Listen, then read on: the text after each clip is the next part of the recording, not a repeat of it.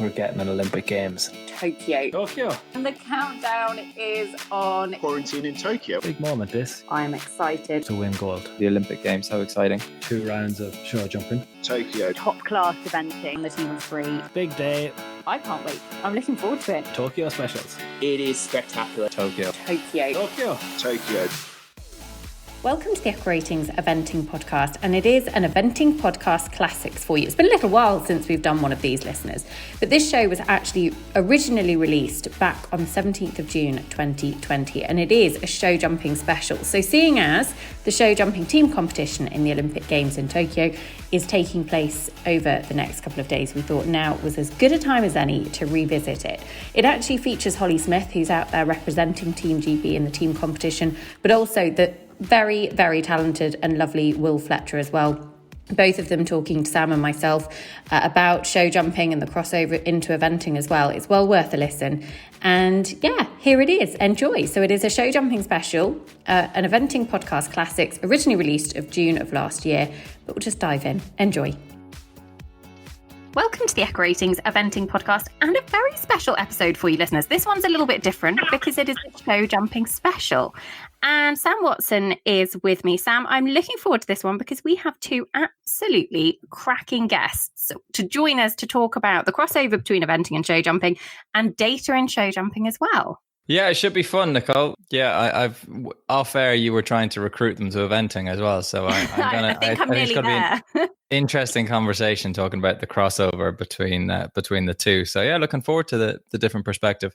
I'm definitely nearly there with one of them. I'll start by introducing our first guest. She represented Team GBR at the World Equestrian Games a couple of years ago and led them to Team Bronze at the Europeans last year. One eye firmly on Tokyo 2021. A very warm welcome to Holly Smith.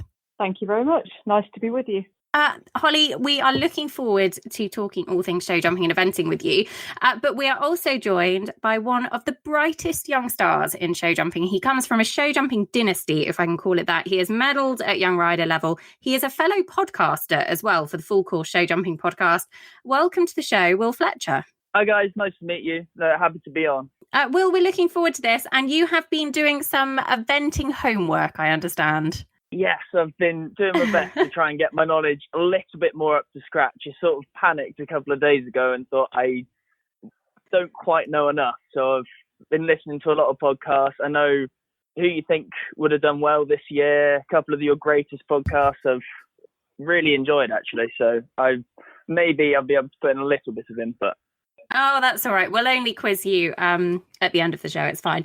Okay, let's start because actually both of you have a very current link to eventing in so much as 2 of your top horses both actually started their careers in the eventing field before turning their sort of hooves to top level show jumping. Well, I'll start with you first because actually your top horse at the moment is Persimmon, who went to the European Championships in 2015 with Kitty King, finished 4th individually there, and also was part of the British team who won a silver medal. So he's actually made the sort of career change, so to speak. Went to you back in 2017, is that right? I think it was, yeah.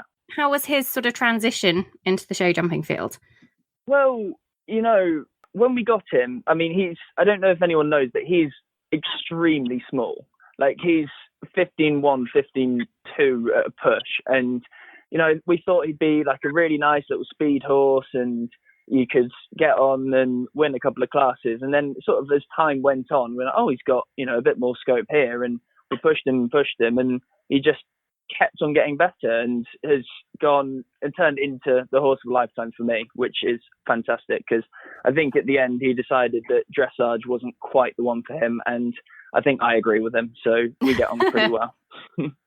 I think I'm right in saying he's the first horse on record to jump on a Nations Cup team in both pure show jumping and eventing. That is my record, and I've looked and tried to find, you know, some of the older horses that have done well in both. And I know Hydrophane Coldstream, which Derek Ricketts rode and won Olympic gold medal with. He did very well in eventing before he changed over, but I don't know if he went on a senior team like Percy did with Kitty.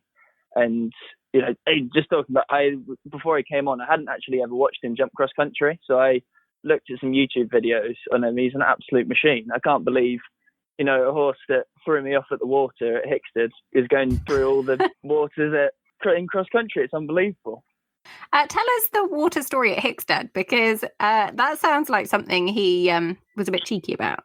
Yeah, he is a very, very cheeky character. I mean, just the other day, we'd given him a bit of a break, and I just went to pop over a Cavaletti, and he just stopped, slapped me off, and I went flying, and he was just stood there laughing at me, and that's sort of his sort of character. So we kept going to Hickstead. He was actually jumping amazing in the Queens, and it's like 3 fences from home, it's the water, and he's actually a really good water jumper, and jumped it a bit too high. If anything, he's pretty awesome. So I went at it, wasn't too worried about it, and about 3 strides away, he was like, "Not feeling this one. Don't want to go eventing again. See you later." And I toppled off the side, which was really sad for me because it was my first time on Sky Sports TV and everything like that, and I was first to go, so everyone was watching, and it was absolutely gutting. Poor old person. I bet you made all of the highlights programs and everything, though. Yes. Yeah. Probably the closing credits too.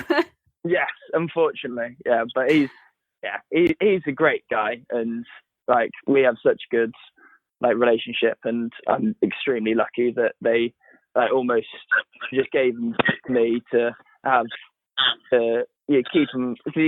I think he had enough of eventing, and he wanted to go canter around with his head stuck out everywhere. So, which he's thoroughly enjoying at the moment. It's so nice to see them go on and have such a successful second career, because I mean, actually, he was so close to a medal individually at the Blair Europeans, which were a tough old Europeans, Sam. You were there, and it wasn't just sort of your average cross country day there. It was tough. And then we don't often see, I mean, we're going to talk about another one of them in a moment, but we don't often see horses go top level eventing to top level show jumping with that deal of success. No, I mean, you couldn't have picked a more eventing championship than Blair, like up in Scotland on the hills, rain pouring down. It was not many people actually turned up to watch cross country. It was that bad a day. And Percy was fantastic that day. But I was on a breeding webinar yesterday, and I mean, it's pretty unheard of, and if you were to rewind the clock maybe 20 years, you wouldn't think that a horse would ever go that direction, to go from eventing to be successful at eventing and then have the ability to go show jumping, because we had such more kind of thoroughbred types, and a lot of the thoroughbreds are beautiful movers and obviously brilliant athletes as well, but their design of their jump is just such a more forward horizontal trajectory than that vertical power that you need. But I just think it's a sign of the times. Our eventing has become much more of a skill sport, much more of a power sport. We've taken out a lot of the distance, a lot of the stamina's come out, so we've seen less thoroughbred. It's causing a bit of a conflict then at 5-star. We're seeing less horses being able to make the time at 5-star. But we're just seeing these horses that are they're serious athletes. Like we have such a high criteria. We used to kind of happily put our hands up and take the dregs when it came to horses. We were like, sure, yeah, well, failed racehorse, failed show jumper, failed anything, give it to us. We'll see what we can turn them into. Now, though, we look for serious athletes with serious power. And that's why maybe that crossover, maybe we will see a little bit more of it, because the eventers want it. And we're playing with slightly better budgets as well. We're not quite as poor as we used to be, even though we profess to be all the time. But so it'll be interesting. But Percy, hell of an athlete, and just so interesting to see that. And I just wonder, will we see more of it in future? I'm not expecting frequency now. I just think it's possibly a more conceivable idea, whereas you could never have thought of it probably 20 years ago. We actually have got a lot of horses on the yard that have moved from eventing into show jumping. I think half my horses have done eventing of some description, and interesting. Yeah, one of my two of my better horses especially did quite a bit of eventing. One went to the 7-year-olds World Championships, and he came to me a little bit after that, and he's looking like a really, really nice horse. And I think it is something that's happening now. They're getting a bit more the same sort of breed, aren't they? And it's something interesting. And I think Holly's has definitely shown that it can be done even at the top level. I think the other thing in eventing as well is actually there is no room to have a pole down on the final day anymore. You can't, it's rare that you can actually get away with that sort of mistake. So you're looking for those better jumpers all the time, which probably adds to it as well. Holly, let's talk about Denver, who is one of your top horses at the moment. Actually had a very recent career change because was campaigned up to 4-star level by Connie Copestate, the young French rider. Yeah. And he sort of went on a seriously quick upward trajectory. He was top 5 at Chatsworth with Connie last year, went to Bramham in the under 25s. Then, so that was sort of beginning of June. Then by July, he was jumping at a 5-star show in Barcelona with you. Yeah, he was. He's a truly wonderful horse. He has exceeded our expectations in the height that he's jumping. But I did always, from the first sort of week I sat on him, I did always think that he would win ranking classes. And he did that even quicker than most of us thought he would. So, yeah, I'm just delighted to have him. The one thing that I find particularly fascinating about him is he went from being a top-level event horse to actually he was part of the string that you took to Olympia last year.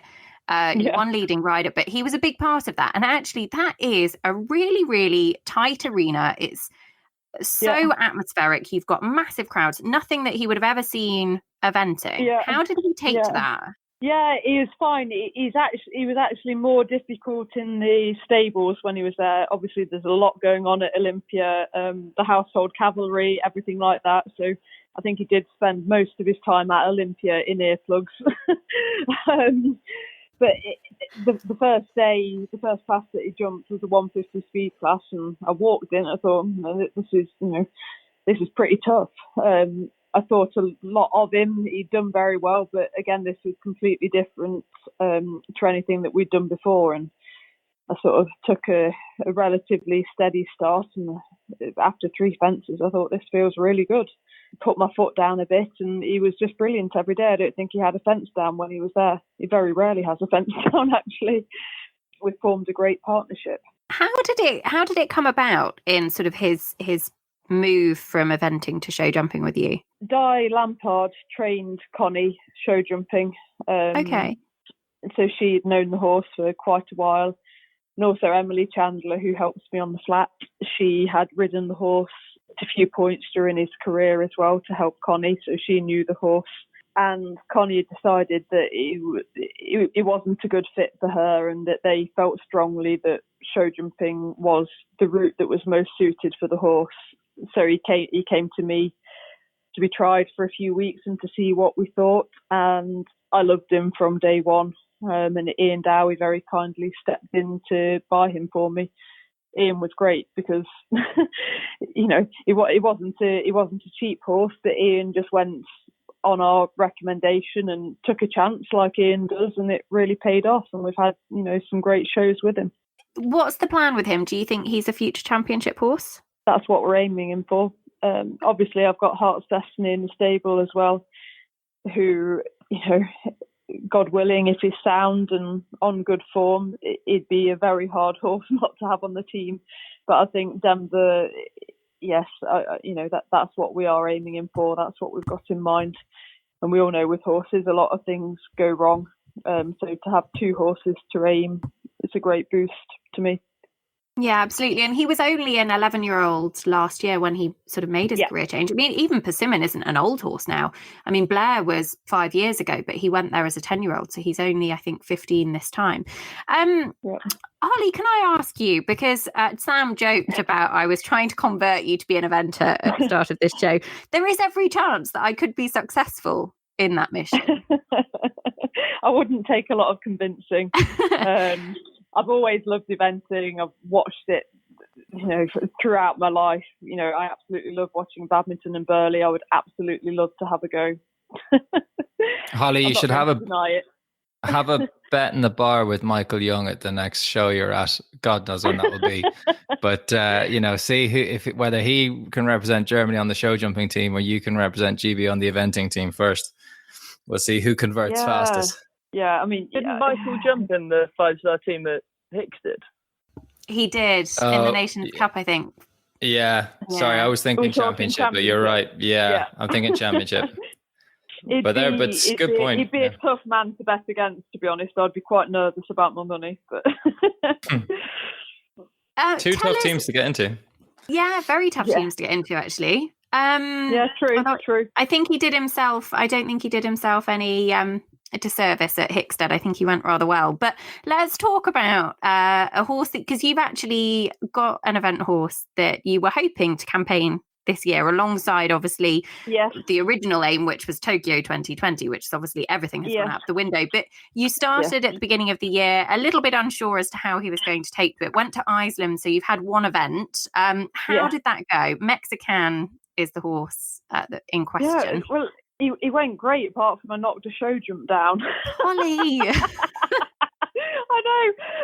It was number 2 as well, so I was very nervous for the rest of the course. Actually, it really makes me laugh whenever I'm eventing. I get very, very nervous about the show jumping, because it's the expectation.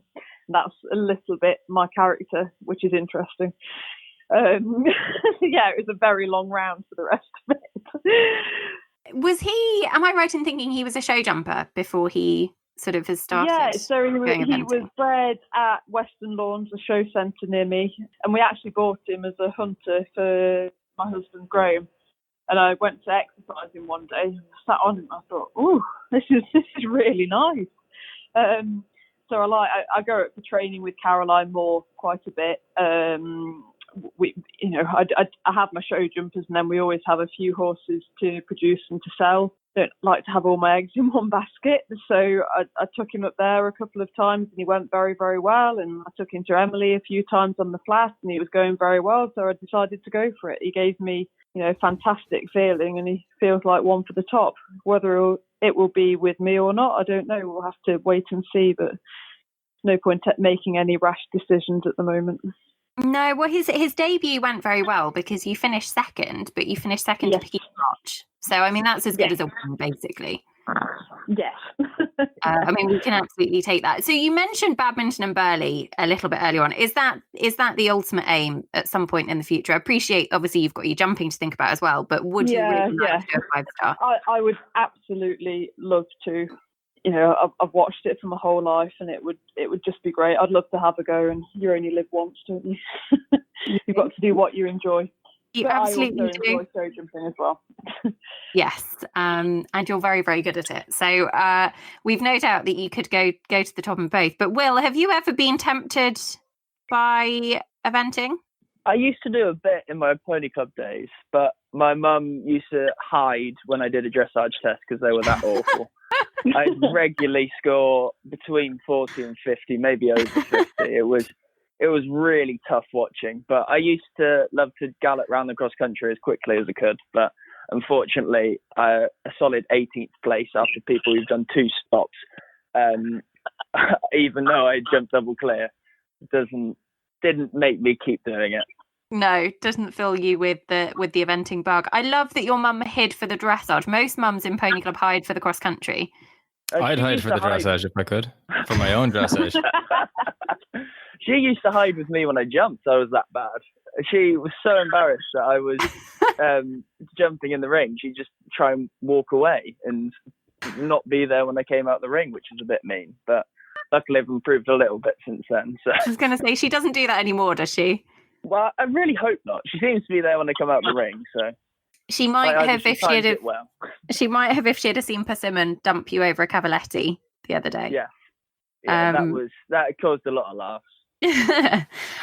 Let's talk about sort of equa ratings and data in show jumping, because Sam, I know recently we've been talking about it. We did a show for equa ratings' 5th birthday about the hope that actually in the future there will be a sort of a move and developments in the show jumping world as well. Yeah, for sure. It's quite a natural progression. The reason we started equa ratings and we do what we do, I mean, we're not a feed company that tries to do something a little bit different to other feed companies. We're not a saddle company that tries to make a slightly better or slightly cheaper saddle. Like we believe in a better way of solving problems in the sport. A lot of the way that British cycling changed their approach and went very data driven. Baseball, obviously, the whole game changed and went very data driven.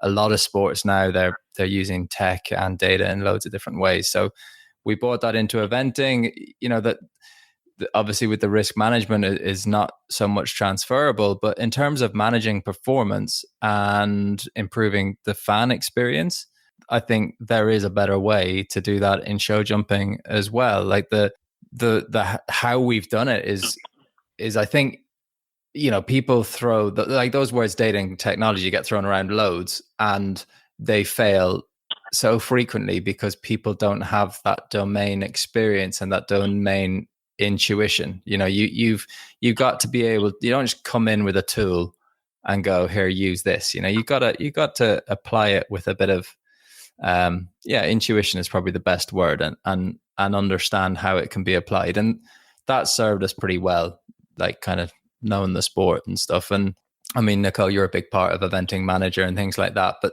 and we'll probably bring a show jumping manager out, but that's where you give fans more information on the people in the sport. And we're a real we're so information hungry. We can't watch Wimbledon without knowing first serve percentages and break points won and tie breaks lost. And, we're just consistently consuming it. And I think, people kind of crave that. They want to understand it. We're an information age. And if people can't understand anything, or they're not getting any information on anything, and they're just watching a horse jump over a fence and not getting much context about it, about, knowing who was ranked where, who, you've read out 2 pretty impressive CVs today, just even having that information and being able to find it. So that's your fan stuff. And I'd love to bring that into show jumping as well, because it's so much easier, so much more continuity. Like there's a 5-star show every weekend.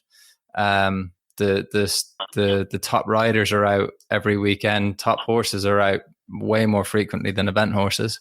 So it's really set up to be a much cooler sport to follow. And plus, you don't have to set everyone through that dressage test that Will's mum wanted to hide for as well. So we've got that side. What will be interesting is to kind of throw the performance approach in front of Will and Holly and see what they think. I mean, the way we've done that there is if you want to manage performance rather than just everyone's trying to get better all the time. It doesn't matter whether you're an amateur golfer or whatever. But if you say to yourself, right, I take my performance seriously, it means, and I'm gonna manage it. Rule number 1 of any form of management is to measure. So whether you are a company that's trying to earn more money, you look at your accounts, you look at where you are spending money, where you are taking in money, what your costs are, and you look at your accounts, you measure. If you want to lose, if you were into weight management, not just trying to lose weight, but actually you're an athlete and it matters because you're, say, a boxer or something like that, or a jockey, you get on a weighing scales. You have to measure if you want to manage properly, because then you know what works, what gives you effective gains. Because there's always a big difference between what we think is helping us improve and actually what's actually helping us to improve. And also there's chance at play. So, sometimes you can, I mean, even when you go and try a horse and you sit on a horse and, you jump it and it was, God, give you a great feeling, and then you bring it home and actually it's not jumping so well. There might be other reasons for that, but you got to be wary of just one kind of sample, one result. So a real kind of implementable basic start for people. We always say, you need 2 things. You need to know where you are now, and you need to set a target. That's the basis of any journey, isn't it? Know where you are now and have a destination, and then you can start to plan a route. Easy way to do that is to calculate an average of your recent performances. In eventing, we have a really simple number called your SJ6, which is just your average of your last 6 show jumping rounds. It's 6 in eventing because you need enough of a sample to gauge what the true level of performance is.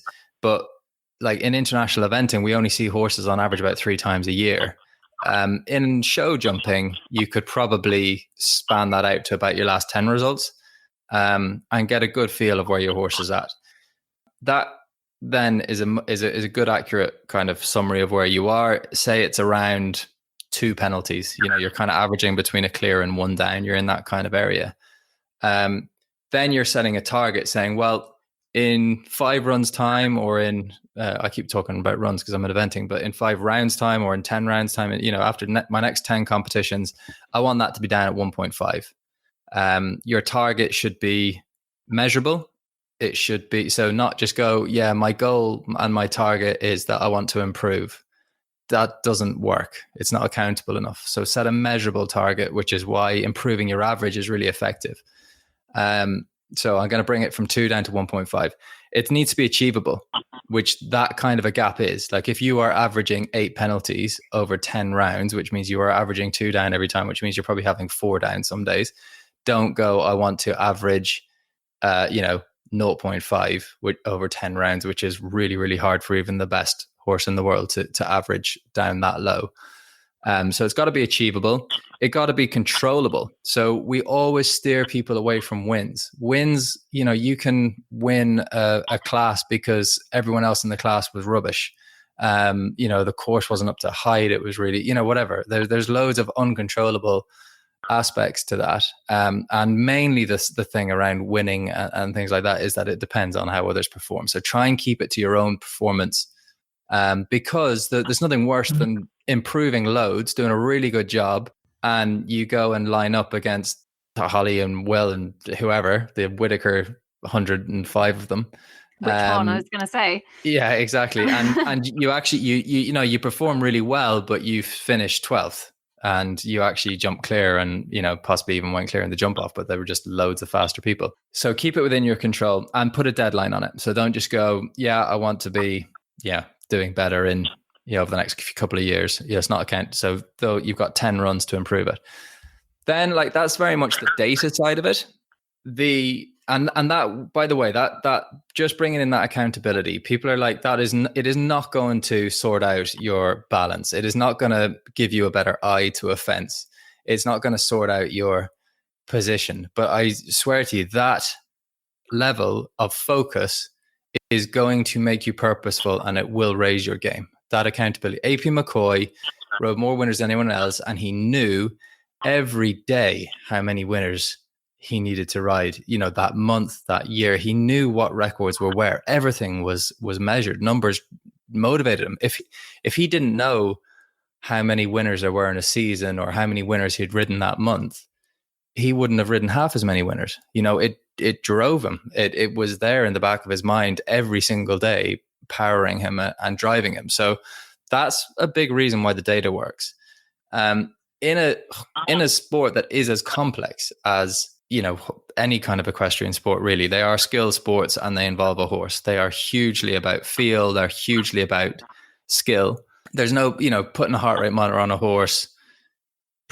Useful for us in eventing, highly useful for people in racing, possibly not as useful in show jumping. It has a use, but it's not going to completely transform you. But video is the technology that we have used. People are videoing themselves all the time, but that is where we have partnered with On Form to get that real, you need feedback all the time. You really shouldn't. If you wanted to become a professional tennis player or a professional golfer, you would not spend as much time without professional feedback as most riders do spend their time practicing their mistakes at home in the arena. Like I certainly did anyway for decades. Just practice my mistakes happily, giving out about my horse that it couldn't do this, that, and the other, and then 10 years later realized that I was the problem. So that's what On Form is about. So that's kind of it, Nicole. We would bring that. I mean, there's all of the kind of comparative analysis, like how, for you to be able to, what you can do in eventing now is, particularly if you're one of our high performance clients, is you get a full array of all your metrics. You can see where your strengths and weaknesses are, and you can see where you sit in the population. So am I in the top 5%, the top 10%, the top 15%? That helps you to set your goals. That's what we're doing in the background in show jumping now, is being able to get all that comparative data, see what really matters in terms of what should be the metrics that we focus on, we'll probably start breaking things down into, related distances and oxers and verticals and left turns and right turns and all that kind of detail so that we can help to add more value. But I would just say to anyone starting off, start somewhere. I think that's the thing, is having a target and that accountability. Will, I know that you've long been a fan of applying data to improve your performance as well.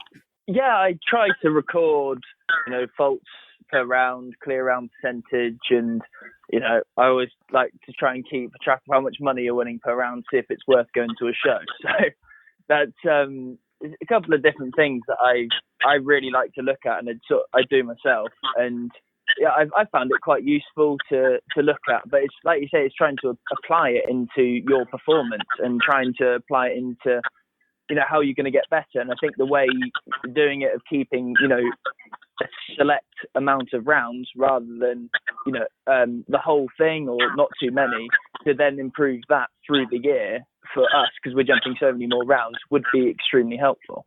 Have you ever been surprised? Have you ever actually calculated it and thought, God, I thought I was better than that, or actually that's better than I thought it was going to be?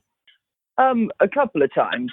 I to sort of put into perspective of what I've looked at, and I've only looked at a very small sample, but like a really good international horse would jump about 40%, and anything like above that clear round, would be a lot better. And obviously the closer to, zero fault is obviously better. And there's, the one that surprised me the most, I looked at Explosion, which we all know is the best horse in the world. And if anyone wants to take a guess, how much money per round do you think he wins? So that's Ben Mayer's Explosion. Yeah. W, yeah. Okay. How much money per round? If he was an event horse, it'd be about 100 euros. But I don't know. That's like a couple of mine are like that. I'm going to say he's going to win £150,000 per round. I go for lower than that. I go for about, I'd say 50 would be amazing. 25 would be very good. So I'm going to shoot for about 40k, which is huge. No, that's probably too much as well, but yeah. Well, it's £20,000, and that's including your schooling rounds you do at the start of the show, which is incredible. If you think they go in the ring around about 40 to 50 times a year, and every single time you go in the ring, you're winning 20 grand. That's pretty unbelievable. And that horse has jumped 75% clear around and jumped clear in 2/3 of its Grand Prix it's jumped, and that's just unbelievable compared to almost everything else. That is pretty impressive. Exactly. I was way out. Well, I was thinking with your, probably a bit like where you were going, Nicole, when you look at your kind of your AC and Grand Prix and stuff like that, but you've got to factor in, as you say, well, that you're jumping in those warm-up rounds and stuff like that where there's very little prize money. So the average would be huge. I think sometimes it's the comparison that makes it incredible. Like if the good example is that clear rate. You say to someone, "Oh yeah, I'm jumping clear at a rate of 45% at Grand Prix level." Some people could look at you and go, "Oh God, you're jumping clear less than half the time."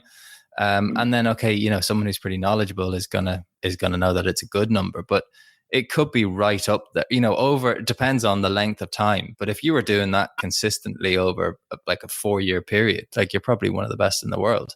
And it's knowing that, and then it gives you something to aim for, because so depending on your psychology, there will be some people who will get a wake up call from looking at their data, kind of a nasty reality check, and they're not actually usually the real high performance riders. The real high performance riders usually look at their data and go, "Oh God, I'm not half as bad as I used to be," and they're actually potentially kind of beating themselves up in the wrong areas. They're sometimes really vulnerable to chat, to dips in form that aren't real. I wrote an article once on why golf players change their swing when they shouldn't, and why tennis players change their coach when they shouldn't.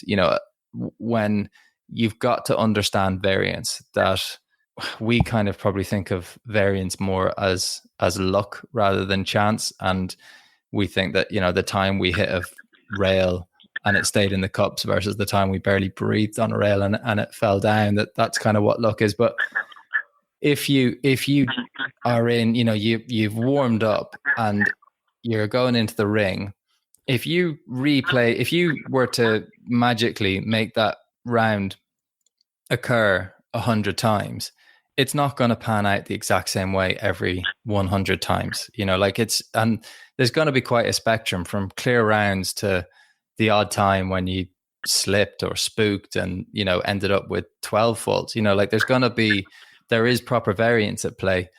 And you don't beat yourself up too much when you happen to get two poor rounds together, when actually, you are riding pretty well and your horse is in pretty good shape. And you kind of got to stick to the system and stick to the process. But then there'll be other times when, no, you do need to change things up a little bit. So that's where it can help. How about you, Holly? Is data something that you apply in your training? We have done a little bit. We do get on the world class program. We do get percentages of our clear round rates. But again, what I would like to see a bit more of is why the faults are occurring, so that you can train more effectively.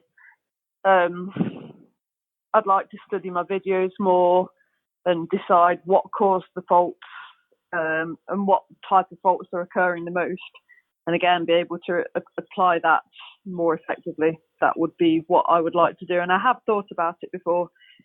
Sometimes you get the horse out and you're riding away and you're thinking, what exactly am I working on? I'd say in show jumping though, Sam, that actually taking a video would be easier to a degree than in eventing, because you have literally a couple of minutes to get that round captured. Yeah, exactly. And like Holly's fully on the right lines in terms of breaking it down. Like I think in skill sports, we need to test ourselves far more. Well, firstly, we don't break things down enough. So I'm really jumping a couple of steps ahead. Like if you were a runner, you've got your training, and then occasionally you'll do a fitness test or you'll do a speed test to see how much you've improved. We need to, like, basic stuff like accuracy. You could be, and for you, I think now with the frequency at which kind of elite level jumpers jump, your eye is in pretty much most of the time. But for people getting going, they should be working on their accuracy all the time. They should be breaking it down to that level so that they can. That's why most faults for most normal people occur, is that they were just, they weren't accurate enough. Like certainly in eventing, if you put your horse 2 yards away from every fence, you're going to jump an awful lot of clear rounds. It's that simple. And yet you could have people kind of getting fixated on other stuff. But you should also be testing straightness, like how often, the horse goes through the right shoulder on that, and that causes you to have a rail in the ring. Well, how often are you going through the right shoulder at home? How often is it there? And just breaking it down.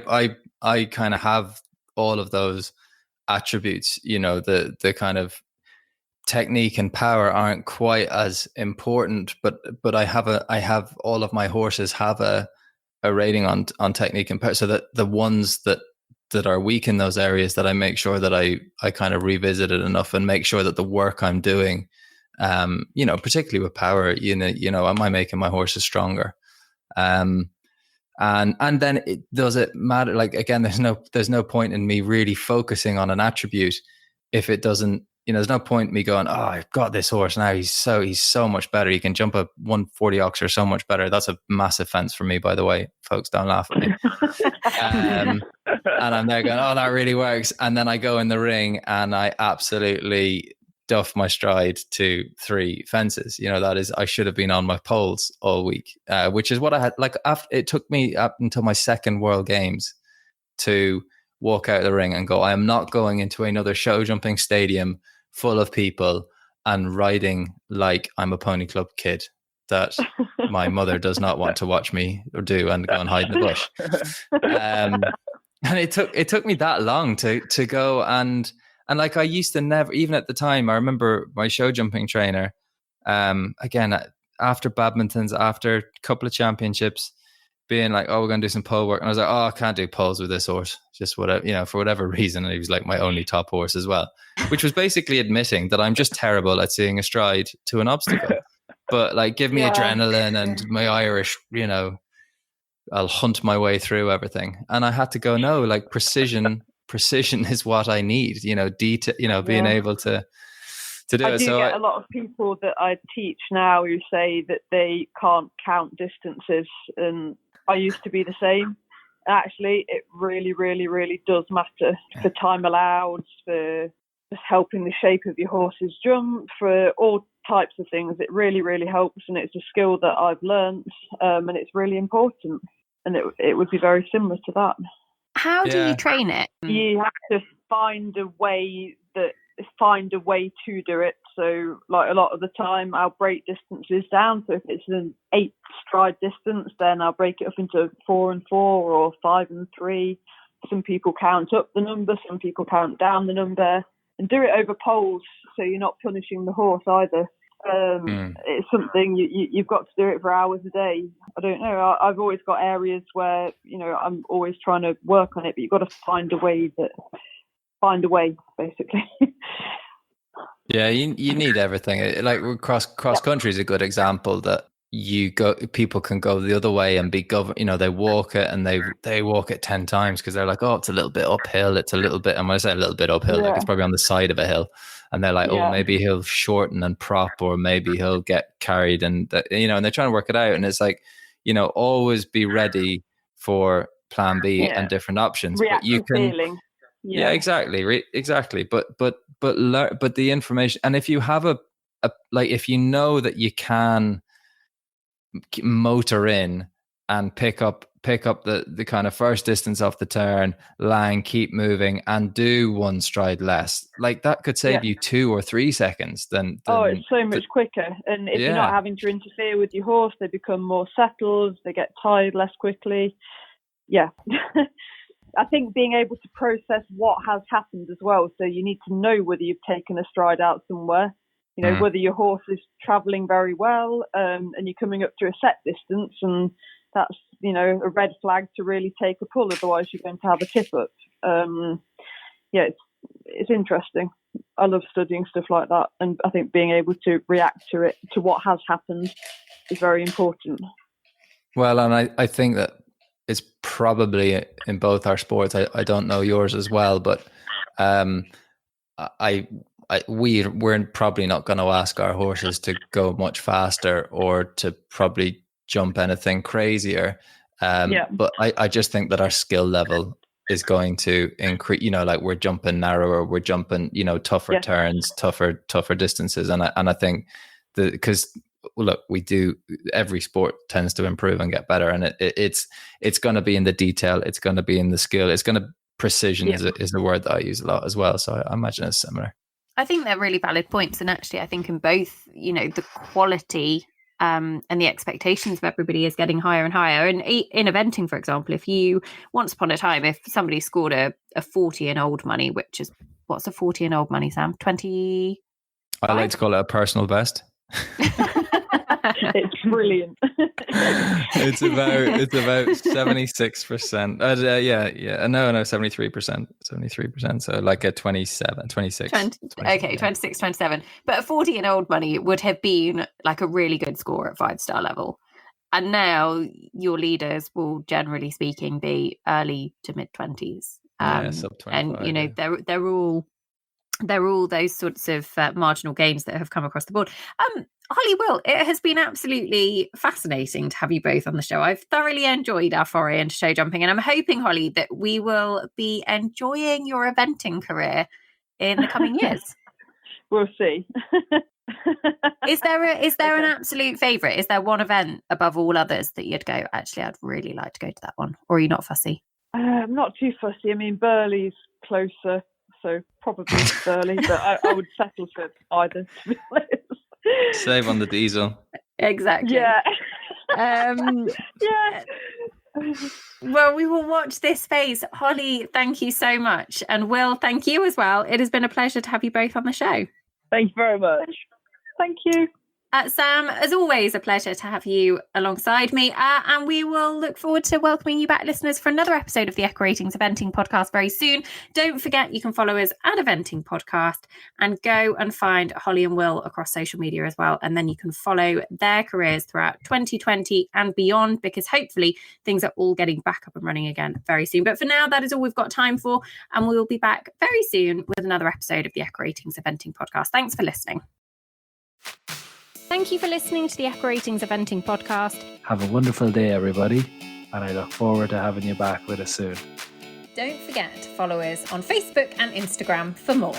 Listeners, we'll speak to you again soon.